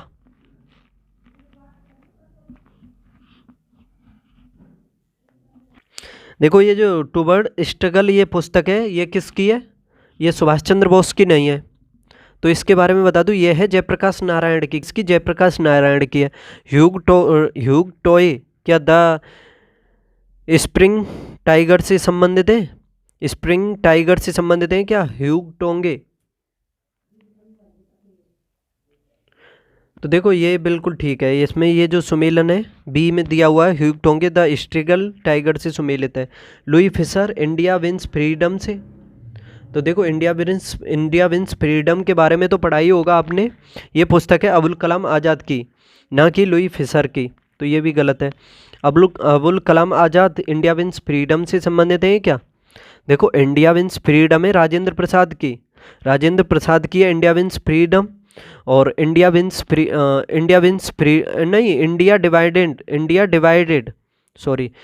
डिवाइडेड है राजेंद्र प्रसाद की। इंडिया विंस फ्रीडम है मौलाना अबुल कलाम आज़ाद की। और डिस्कवरी ऑफ इंडिया वो जवाहरलाल नेहरू की है, याद रखना। ये तीनों ही पुस्तक ऐसी हैं, कन्फ्यूजन होता है। इंडिया विंस फ्रीडम है अबुल कलाम आज़ाद की, इंडिया डिवाइडेड है राजेंद्र प्रसाद की, और डिस्कवरी ऑफ इंडिया है पंडित जवाहरलाल नेहरू की। क्वेश्चन नंबर 32 है, फरवरी 2024 में होने वाले पाकिस्तान के आम चुनाव में उम्मीदवार बनने वाली पहली हिंदू महिला कौन है? जो पाकिस्तान में फरवरी 2024 में आम चुनाव होने वाले उसमें पहली हिंदू महिला कौन है उम्मीदवार बनने वाली, यानी हो चुके हैं फरवरी 2024 में ये। तो देखो इसका सही जवाब होगा सबीरा प्रकाश, ऑप्शन बी सबीरा प्रकाश। नेक्स्ट देखते हैं, निम्नलिखित में से किन देशों से होकर के भूमध्य रेखा नहीं गुजरती है? भूमध्य रेखा, भूमध्य रेखा देखो कहाँ कहाँ से होकर के गुजरती है, सभी को पता होगा। भूमध्य रेखा 13 देशों से होकर के गुजरती है। मैं आपसे कहूँगा 13, ये जो 3 रेखाएं भूमध्य रेखा, मकर रेखा, कर्क रेखा, इन तीनों रेखाओं को अच्छे से रट लो। जितने देश इन पर पड़ते हैं सभी को कर लो। अगर देखो लोकेशन भी पूछी जाती है देशों के बारे में तो आपको काफ़ी आसानी होगी। मैं कह रहा हूँ 8-10 बार अच्छे से रिवाइज करोगे निश्चित याद हो जाएंगे। मैंने भी ऐसे ही किया था, सभी रेखाओं पर जो देश हैं उन सभी को। तो देखो 13 देश पड़ते हैं भूमध्य रेखा पर, तो यही पूछा है इसमें, भूमध्य रेखा पर इन चारों में से कौन सा देश है जो भूमध्य रेखा पर नहीं पड़ता है। ठीक है, बताना है आपको। तो देखो सबसे पहले तो आपको देखना है दक्षिण अमेरिका जो महाद्वीप है उस पर कौन से देश पड़ते हैं। तो देखो दक्षिण अमेरिका महाद्वीप पर सबसे पहले इक्वाडोर, फिर कोलंबिया, फिर ब्राज़ील, 3 देश पड़ते हैं दक्षिण अमेरिका महाद्वीप पर। उसके बाद आएंगे आप किस में, अफ्रीका महाद्वीप में। तो अफ्रीका महाद्वीप में आओगे तो सबसे पहले साउथ ऑफ प्रिंसिप पड़ेगा, फिर गैबोन पड़ेगा, फिर आपका कॉन्गो गणराज्य पड़ेगा, फिर कॉन्गो लोकतांत्रिक गणराज्य भी है, एक युगांडा, केन्या और सोमालिया, ये क्रम से पश्चिम से पूर्व की तरफ। फिर आगे चलोगे तो आपको मालदीव पड़ेगा, फिर मालदीव और इंडोनेशिया और किरिबाती, ये देश पड़ते हैं। तो कुल मिलाकर के 13 देश हो जाते हैं भूमध्य रेखा पर। तो इसमें पहला देखो गैबोन पड़ता है, सोमालिया भी पड़ता है, लेकिन ये जो भूमध्य रेखीय गिनी है ये कहीं नहीं पड़ता है, ना रवांडा पड़ता है। तो समझ सकते हो 1 और 2 सही होगा इसका जवाब। 1 और 2 है क्या पूछा है इसमें, भूमध्य रेखा नहीं गुजरती है ये पूछा है, सॉरी, किन देशों से नहीं गुजरती है। तो देखो 3 और 4 से नहीं गुजरती है, 1 और 2 से गुजरती है। ऑप्शन डी सही हो जाएगा इसका। देखो घास के मैदान है एक साइड में और एक साइड में देश है, मिलान करना है, ये भी पूछे जाते हैं। देखो पंपाज के लिए ट्रक ऐसे याद कर सकते हो, जब मरीज यानी आईसीयू या फिर इमरजेंसी में जब भर्ती किया जाता है तो उसे अर्जेंट पंप की आवश्यकता होती है, अर्जेंट पंप। तो समझ सकते हो पंपाज घास के मैदान कहाँ पर है, अर्जेंटीना में। पुस्ताज कहाँ पर है, पुस्ताज हंगरी में है। वेल्ड कहाँ पर है, वेल्ड है दक्षिण अफ्रीका में। देखो दक्षिण अफ्रीका में मैच होता है और जो दक्षिण अफ्रीका में पिचें हैं वो काफ़ी स्लो हैं, तो जो गेंदबाज जब गेंद करते हैं तो काफ़ी स्लो पड़ती है, नीची रहती हैं, जिस वजह से बैट्समैन बोल्ड हो जाता है। तो समझ सकते हो बेल्ड कहाँ है, घास के मैदान दक्षिण अफ्रीका में। डाउन्स कहाँ है, फिर इसी हिसाब से याद कर सकते हो, डाउन्स है ऑस्ट्रेलिया में। ऑस्ट्रेलिया में पर्थ है, एक पर्थ शहर है, पर्थ पर जो पिच हैं वो काफ़ी तेज़ हैं, वहाँ भी क्रिकेट का मैच होता है। जब गेंदबाज बॉल करते हैं, गेंद करते हैं तो गेंद काफ़ी बाउंस लेती है, तेज़ पिच है वहाँ की, जिस वजह से बाउंस लेती है। तो बाउंस से समझ सकते हो डाउन्स घास के मैदान है ऑस्ट्रेलिया में। और देखो स्टेपी घास के मैदान है यूरोप और एशिया के मध्य में, यूरेशिया, इन्हें आप टेप लगा करके चिपका सकते हो, नज़दीक कर सकते हो। तो स्टेपी यूरेशिया यानी इस हिसाब से समझ लो, यूरोप और एशिया में स्टेपी घास के मैदान है। एक आपको पूछे जाते हैं प्रेयरी, ये उत्तरी अमेरिका में है। प्रेयरी जो घास के मैदान है ये काफ़ी पूछे जाते हैं। और कैंटरबरी ये भी पूछे जाते हैं, ये न्यूजीलैंड में है, याद रखना। देखिए अब ये क्या है देखना है, इसमें सुमेलन जो सुमेलित नहीं है वो देखना है। बॉइलिंग झील कहाँ पर है, बॉइलिंग झील, देखो बॉइलिंग झील है डोमिनिका में, सही है ये। और 5 फ्लावर झील ये मंगोलिया में है क्या, 5 फ्लावर झील ये चीन में है, ना कि मंगोलिया में, याद रखना ये गलत है। रेड लेगून ये बोलीविया में, रेड लेगून ये भी ठीक है। ग्रेट स्लेव झील ये कनाडा में पड़ती है, ग्रेट स्लेव झील कहाँ पर पड़ती है, कनाडा में। देखो मैप को आपको अच्छे से पढ़ना चाहिए। ग्रेट स्लेव जो झील है ये कनाडा में ही पड़ती है। इसके अलावा ग्रेट बियर भी पूछी जाती है, रेनडियर भी पूछी जाती है, ये सभी कनाडा में ही पड़ती हैं, तो काफ़ी फेमस हैं। और देखो एक जो झीलों का जो क्षेत्र है अमेरिका और कनाडा के मध्य में स्थित है, ग्रेट स्लेव एरिया जो बोलते हैं, ग्रेट स्लेव झील तो ये वहाँ पर है, यानी जो द ग्रेट लेक्स कह सकते हो, वो जो 5 झीलों का क्षेत्र है वो पड़ता है कनाडा और उत्तरी अमेरिका के मध्य में। और उसमें से भी एक है झील मिशिगन, वो पूरी तरह से उत्तरी अमेरिका में यानी संयुक्त राज्य अमेरिका में पड़ती है। ठीक है, तो ये 5 जो झीलें हैं वो बता देता हूँ क्रम से, पूर्व पश्चिम से पूर्व। पहली है उसमें सुपीरियर, दूसरी है मिशिगन, तीसरी है हुरॉन, चौथी है एरी और 5वीं है उसमें ओंटारियो। ठीक है, याद रखना दुनिया की सबसे बड़ी भी झील है मीठे पानी की सुपीरियर, और खारे पानी की है कैस्पियन सागर। और कैस्पियन सागर जो स्थित है वो रूस और कजाकिस्तान के मध्य स्थित है। इसके अलावा तुर्कमेनिस्तान, ईरान और अजरबैजान, इन 5 देशों की सीमा कैस्पियन सागर से लगती है। सागर नहीं है वो झील है, इतनी बड़ी है, तकरीबन 3,71,000 कुछ वर्ग किलोमीटर का क्षेत्रफल है, तो सागर जैसी प्रतीत होती है उसके नाम में, तभी सागर लगा हुआ है, याद रखना। तो देखो इसमें ये जो 5 फ्लावर झील है ये चीन में है, ना कि मंगोलिया में, तो आंसर हो जाएगा ऑप्शन बी। अब देखते हैं इसमें सूची फर्स्ट का सूची सेकंड से मिलान करना है। देखिए संगनकल्लू, भीमबेटका, हस्तिनापुर, मेहदहा, पहले ये समझो संगनकल्लू, संगनकल्लू के बारे में देखो, संगनकल्लू से मिलान कौन सा सही है। संगनकल्लू से राख का टीला प्राप्त हुआ है, तो ये ठीक है इसका मिलान। भीमबेटका की गुफाओं से, ये प्रागैतिहासिक चित्रकला यहाँ से प्राप्त हुई है, याद रखना। हस्तिनापुर, हस्तिनापुर के बारे में, ये गैरिक मृतबांड यानी पात्र ओसीसी भी कह सकते हो, इसका नामकरण ये यहीं से प्राप्त हुए हैं, गैरिक मृतबांड। और महदाहा, महदाहा जो है यहाँ से हड्डी के उपकरण प्राप्त हुए हैं।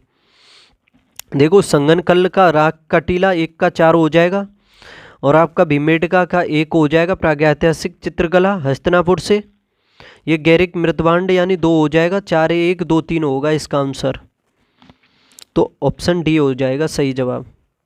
क्वेश्चन नंबर 37 देखते हैं, इसमें भी मिलान करना है सूची फर्स्ट का सेकंड से। स्वर्णिम त्रिकोण, स्वर्णिम त्रिकोण से संबंधित क्या है इस चारों में, देखो तो देखो स्वर्णिम त्रिकोण जो है यह दक्षिण पूर्व एशिया का अफीम उत्पादक क्षेत्र है। दक्षिण पूर्व एशिया का अफीम उत्पादक क्षेत्र, एक का हो जाएगा 2। बरमूडा त्रिकोण, बरमूडा ट्रायंगल जो है अटलांटिक महासागर में काफ़ी पूछा जाता है, तो ये उत्तरी अटलांटिक महासागर में है, और बी का हो जाएगा 4। ये स्क्रीनशॉट ले सकते हो, अच्छे से रट लेना इसे। देखो सुदूर पूर्व का चावल का कटोरा किसको कहा जाता है, तो ये कहा जाता है म्यांमार को। और रेड बेसिन ये चीन से संबंधित है। 2 4 1 3 होगा इसका सही जवाब, तो बी सही है। सूची फर्स्ट का सेकंड से इसमें भी मिलान करना है। एक साइड में महाजनपद है और एक साइड में उनकी अवस्थिति। देखो पांचाल महाजनपद कहाँ पर है, तो रोहेलखंड का जो क्षेत्र है उस क्षेत्र में पड़ता है ये पांचाल महाजनपद जो है। महाजनपद 16 है, इन सभी को अच्छे से रट लो। सूरसेन ये ब्रज क्षेत्र है। सूरसेन महाजनपद जो है कहाँ पर पड़ता है, ब्रज क्षेत्र। और इसकी राजधानी कहाँ थी, मथुरा। कौशल महाजनपद कहाँ है, ये पड़ता है अवध क्षेत्र में। और अवंती ये मालवा क्षेत्र में। 1 का 2 हो जाएगा, बी का 1 हो जाएगा, और सी का हो जाएगा 4 2 1 4 3। क्वेश्चन नंबर 39 देखते हैं। आकांक्षी ब्लॉक कार्यक्रम के संदर्भ में निम्नलिखित कथनों में से असत्य कथन की पहचान कीजिए। असत्य कथन की पहचान कीजिए। पहला है, इसमें भौगोलिक दृष्टि से आकांक्षी ब्लॉकों को 4 जोन में विभाजित किया गया है क्या, तो देखो ये पहला गलत है।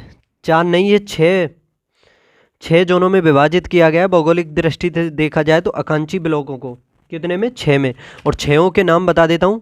एक है पहाड़ी और उत्तर पूर्वी राज्य और द्वीप, दूसरा है उत्तर पूर्वी राज्य, तीसरा है इसमें दक्षिणी राज्य, और चौथा है इसमें पश्चिमी राज्य, 5वां है मध्य राज्य, और छठा है इसमें पूर्वी राज्य।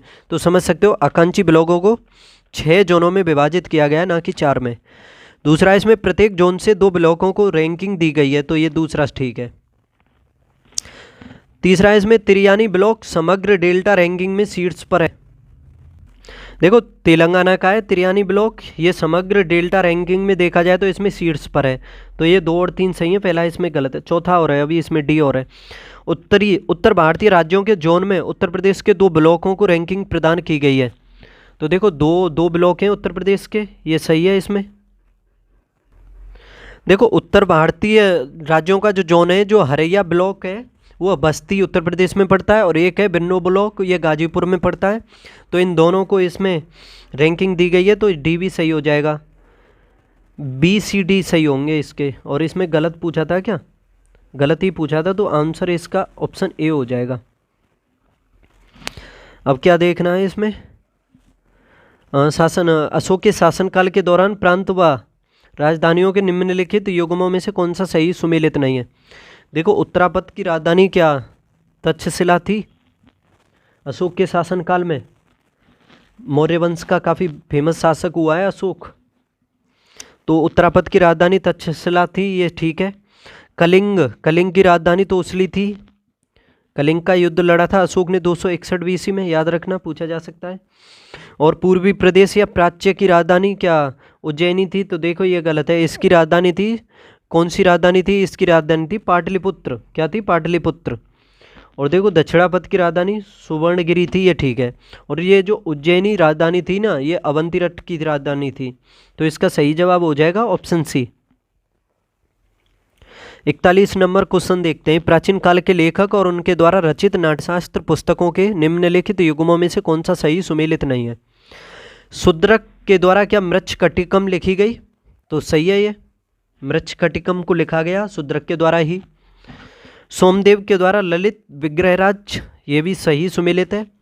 विशाख दत्त के द्वारा क्या सारीपुत्र प्रकरण लिखी गई? तो देखो सारीपुत्र प्रकरण लिखी गई है अश्वघोष के द्वारा। किसके द्वारा? लिख देता हूँ, अश्वघोष के द्वारा, ना कि विशाख दत्त। विशाख दत्त ने तो लिखी थी मुद्रा राक्षस, विशाख दत्त के द्वारा मुद्रा राक्षस लिखी गई। इसके अलावा इन्होंने लिखी थी एक देवी चंद्रगुप्त भी लिखी थी, ठीक है। मुद्रा राक्षस ही याद कर लो, ये काफ़ी पूछी जाती है। और देखो क्षेमेश्वर के द्वारा चंड कौशिकम ये लिखी गई थी, ये भी ठीक है।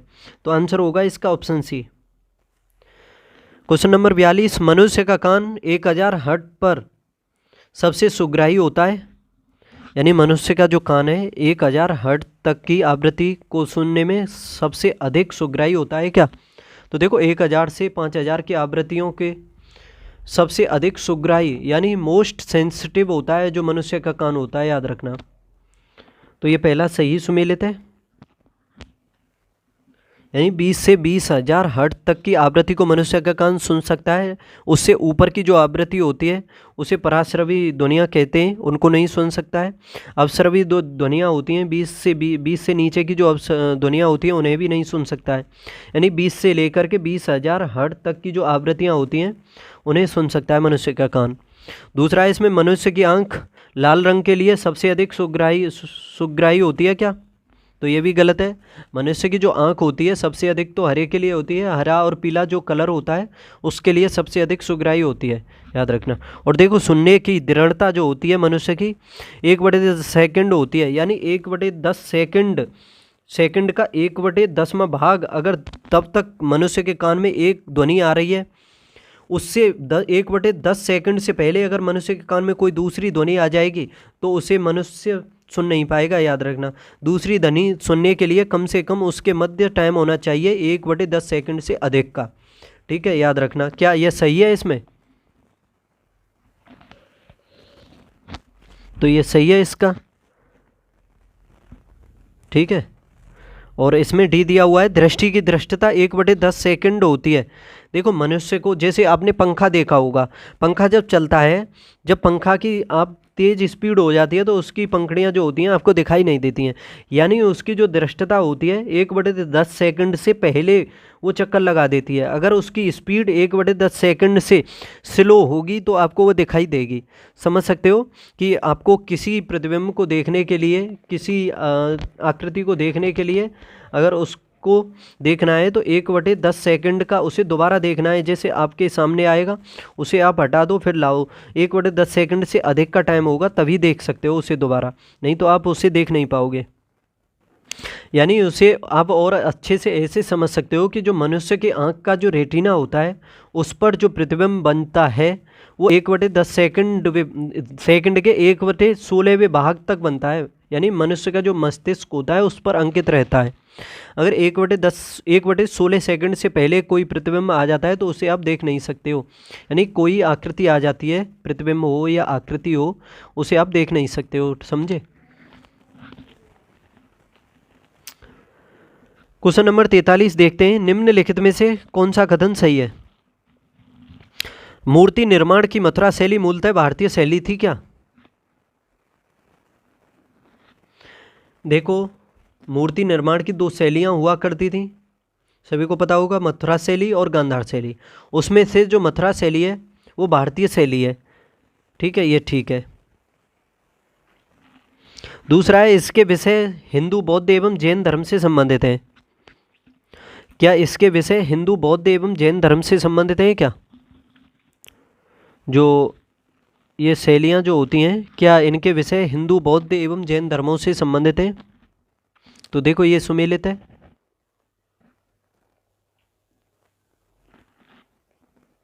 यानी ये जो मथुरा शैली है, मथुरा शैली के ही बारे में कहा है कि इसके विषय हिंदू, बौद्ध एवं जैन धर्म से सम्मिलित हैं, ठीक है।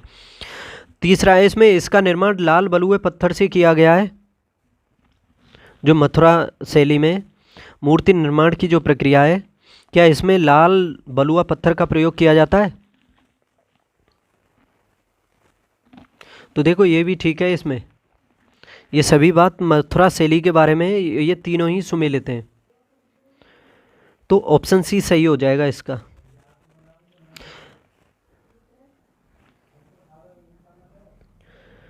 कौन से कथन सही है? नीचे दिए गए कूट से सही उत्तर चुनिए। सल्तनत काल में जीतल एवं टंका मुद्राएं प्रचलित थीं क्या? सल्तनत काल में, तो देखो पहला ठीक है। ये जो जीतल और टंका जो मुद्राएं थी, इसका प्रचलन किया था किसने? इल्तुतमिश ने। इल्तुतमिश के द्वारा इसका प्रचलन किया गया था। ठीक है, तो ये सल्तनत काल में ये थी, प्रचलन में थी, याद रखना। दूसरा, इसमें टंका एवं जीतल का अनुपात 48:1 था क्या? तो देखो इसमें जो टंका जो मुद्रा थी, इसमें ये बड़ी थी, जीतल ये छोटी थी, तो ये उल्टा दिया हुआ है।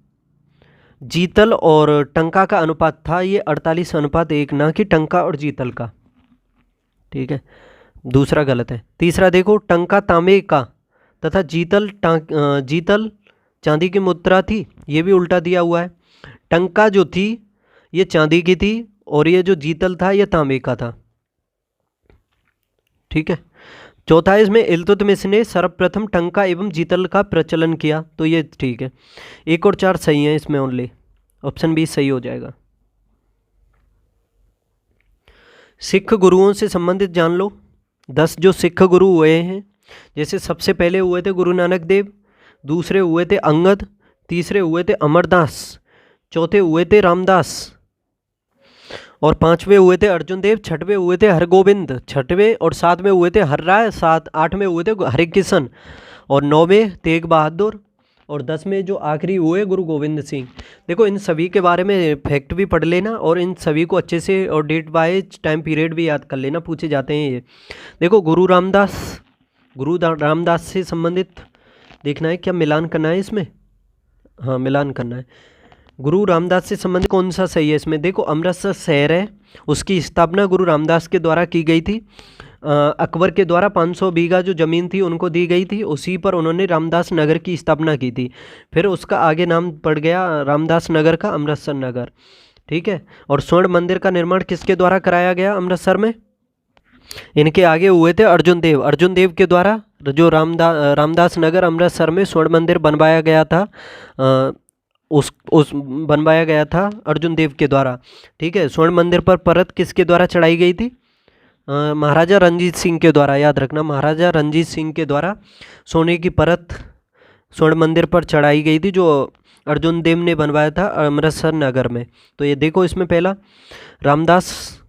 इन्होंने रामदास नगर यानी अमृतसर नगर की स्थापना की।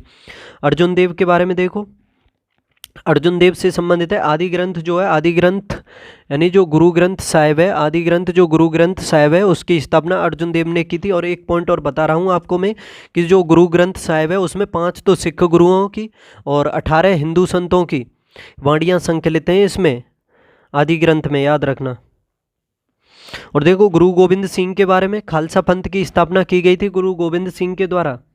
और गुरु हरगोविंद के बारे में, इन्होंने अकाल तख्त की स्थापना की थी। और ये जो अकाल तख्त की स्थापना की थी इन्होंने अमृतसर में ही की थी, 12 फुट ऊंचे अकाल तख्त की। और देखो गुरु गोविंद काफ़ी फेमस है, खालसा पंथ की इन्होंने स्थापना की थी। और इनकी मृत्यु कहाँ हुई थी? अजीम खान नामक एक व्यक्ति था, उनके द्वारा इनकी हत्या की गई थी। नामदेव नामक है एक स्थान जगह महाराष्ट्र में, उस जगह पर हुई थी इनकी जो हत्या की गई थी गुरु गोविंद सिंह की, याद रखना। और गुरु गोविंद का जन्म कहाँ हुआ था ये भी पूछा जाता है, तो इनका जन्म हुआ था पटना में हुआ था, बिहार के पटना में। ठीक है, और एक त्यौहार है बाहुल नामक त्यौहार, उसकी भी स्टार्टिंग की थी गुरु गोविंद सिंह ने, ये भी पूछा जाता है। काफ़ी फेमस थे ये गुरु गोविंद सिंह। तो देखो अब मिलान, ए का हो जाएगा 2, बी का हो जाएगा 1 और सी का हो जाएगा 4। 2 1 4 3, ऑप्शन बी। नेक्स्ट देखते हैं अब। ये देखना है कौन सा कथन सही है इसमें। पहला है इसमें मयूर सिंहासन पर बैठने वाला अंतिम मुगल शासक जो था जहांदर शाह था क्या। देखो इसके बारे में बताऊं मैं आपको, अच्छे से समझो कि जो ये मयूर सिंहासन था इसको बनाया था शाहजहां ने। किसने बनाया था? शाहजहां ने। इतना याद रख लेना, मुगल वंश का शासक हुआ है और स्थापत्य काल का स्वर्ण काल कहा जाता है शाहजहां के काल को। तो उसमें से ये मयूर सिंहासन शाहजहां के द्वारा बनाया गया था। ठीक है, तो देखें लेकिन इस पर अंतिम शासक जो था वो बैठने वाला ये नहीं था, ये क्या बोलते हैं मुगल शासक ये जहांदर शाह नहीं था। तो कौन था? मुगल शासक जो था आखिरी जो था इसके टाइम में जो बैठा था वो मुगल बादशाह था। कौन? उसका नाम था मोहम्मद शाह। देखो मोहम्मद शाह के बारे में बता दूं आपको, ये जो मोहम्मद शाह रंगीला था इसी को रंगीला कहा जाता था। इसी के टाइम में हुआ था नादिर शाह का आक्रमण। देखो मोहम्मद शाह के शासन काल में ही जजिया का अंत भी हुआ था। ये भी पूछा जा सकता है कि जजिया का अंत किसके टाइम में हुआ था। तो याद रखना जजिया का अंत हुआ था मोहम्मद शाह के टाइम में। देखो एक चीज़ बताऊं मैं आपको, मोहम्मद शाह के टाइम में 1739 में हुआ नादिर शाह का आक्रमण। नादिर शाह ने इस पर आक्रमण किया। नादिर शाह को नेपाल का नेपोलियन कहा जाता है, ईरान का नेपोलियन, ना कि नेपाल का, ईरान का नेपोलियन कहा जाता है। ठीक है, 1739 में इसने युद्ध आक्रमण किया। तो मुगल सेना और नादिर शाह के मध्य लड़ा गया था करनाल का युद्ध 1739 में, जिसमें नादिर शाह विजयी हुआ था। फिर इसके बाद नादिर शाह के सामने मुगल बादशाह जो था मोहम्मद शाह, उसने निजामुल मुल्क था उसको 50 लाख का मुजराना दे करके नादिर शाह के पास भेजा था और वह उसे देख करके चौंक गया था और वापस लौटने को तैयार भी हो गया था। लेकिन जो अवध का नवाब था नादिर शाह को संदेश दिया था उसने, अवध के नवाब ने, कि कुछ भी नहीं है ये, मतलब जो मुजराना दिया था 50 लाख का, कि ये तो कुछ भी नहीं है। आपको अगर आगे आगे दिल्ली जाओ, दिल्ली जाकर के देखना है तो दिल्ली जाकर देखो, खजाना तो वहाँ पर मिलेगा जो कुछ देखना है आपको, ये तो कुछ भी नहीं है। तो फिर नादिर शाह दिल्ली पर जाने के लिए तैयार हो गया और उसने 50 दिन तक दिल्ली को लूटा था, ऐसा कहा जाता है। काफ़ी कत्ले आम भी किया था उसने। और देखो वहीं से फिर दिल्ली में सिंहासन जो था ताजमहल में, दिल्ली के लाल किले में जो था, नादिर शाह उस मयूर सिंहासन को भी ले गया था। ठीक है, दिल्ली का लाल किला किसने बनवाया था? शाहजहां ने। और उसमें कोहिनूर हीरा भी लगा हुआ था, उसे भी अपने साथ ले गया था। और देखो 1747 में नादिर शाह की मृत्यु हो गई थी। तो फिर इसकी मृत्यु के बाद इसका उत्तराधिकारी हुआ था अहमद शाह अब्दाली। फिर ठीक है, और फिर आगे फिर मोहम्मद शाह के बाद भारत में भी मुगल बादशाह बना था अहमद शाह अब्दाली। तो इन दोनों के मध्य युद्ध लड़े गए थे और अहमद शाह अब्दाली जो था ईरान का, उसने कुल भारत पर 8 बार आक्रमण किए थे। सभी को फिर कहानी आपको अच्छे से पता ही होगी, इतना टाइम नहीं है, इतना ही समझ लो कि मयूर सिंहासन पर बैठने वाला अंतिम मुगल बादशाह जो था मोहम्मद शाह था, ना कि जहांदर शाह। तो पहला गलत है। औरंगजेब की मृत्यु के बाद जहांदर शाह ने सत्ता संभाली थी क्या? देखो ये भी गलत है, जहांदर शाह ने नहीं संभाली थी। तो किसने संभाली थी? बहादुर शाह प्रथम के नाम से शाह आलम प्रथम जो था, औरंगजेब के जो 4 पुत्र थे उसमें से एक था। जैसे मुअज्जम, आजम और कामबख्श जो थे, 3 पुत्र थे, 3 पुत्र थे, मुअज्जम, आजम और कामबख्श औरंगजेब के। उनमें से मुअज्जम जो था इसने संभाली थी। ठीक है, देखो ये मुअज्जम के ही नाम है, बहादुर शाह प्रथम और शाह आलम प्रथम, याद रखना। ठीक है, तो समझ सकते हो ये इसका ये सही गलत हो जाता है। ये औरंगजेब की मृत्यु के बाद बहादुर शाह प्रथम ने या मुअज्जम ने या शाह आलम फर्स्ट ने यह सत्ता संभाली थी। 1707 में मृत्यु हुई थी औरंगजेब की और इसने शासन किया था 1712 तक। और ये जो जहांदर शाह था, एक सेकंड पानी पी लो, कि ये जो जहांदर शाह, एक सेकंड,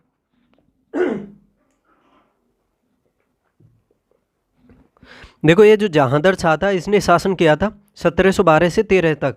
ठीक है, इसको इसी को कहा जाता है लंपट मूर्ख। जब लंपट मूर्ख किसे कहा जाता है? जहांदर शाह को।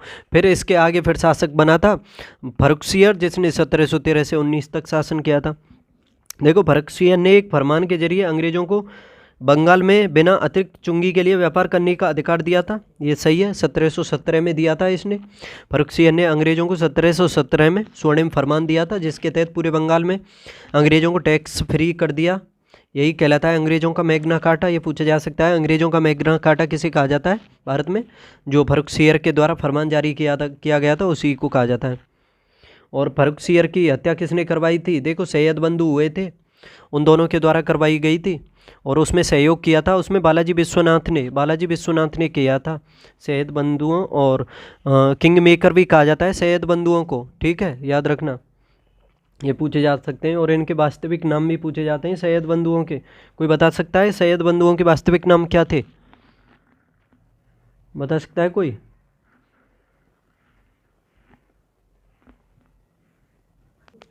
देखो एक का तो नाम था अब्दुल्ला खान और एक का था हुसैन अली खान, ठीक है, याद रखना। तो देखो इसमें सही कौन से, ओनली तीसरा इसमें सही है, केवल तीन, केवल तीन।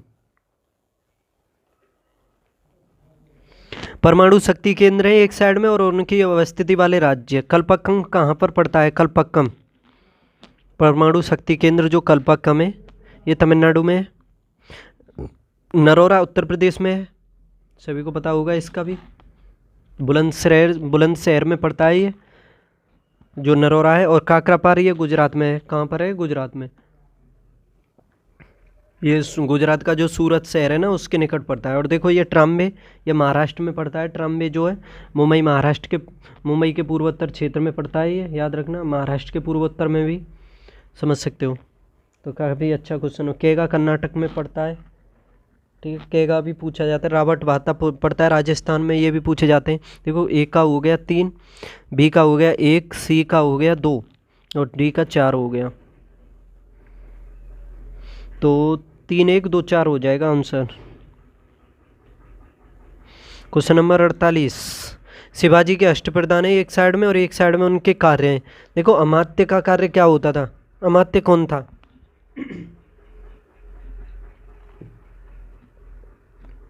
बताओ।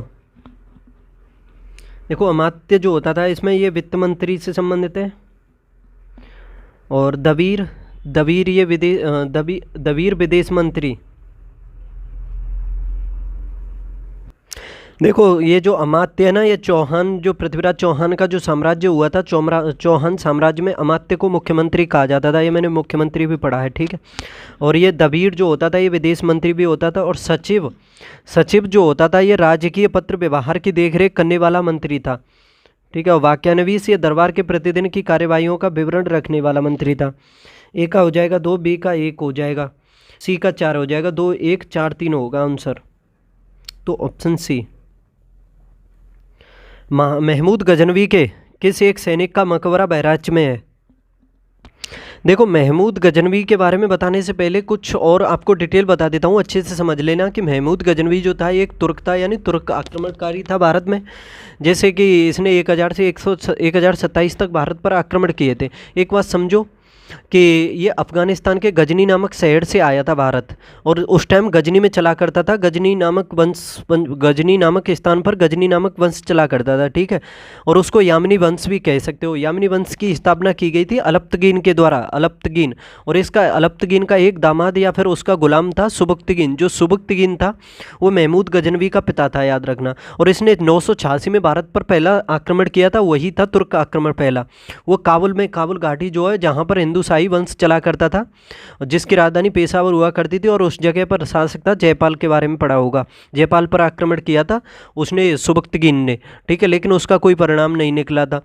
फिर आगे और आक्रमण किया था उसने 697-98 में सुबक्तगीन ने पेशावर पर, ठीक है। जयपाल ही शासक था उसमें।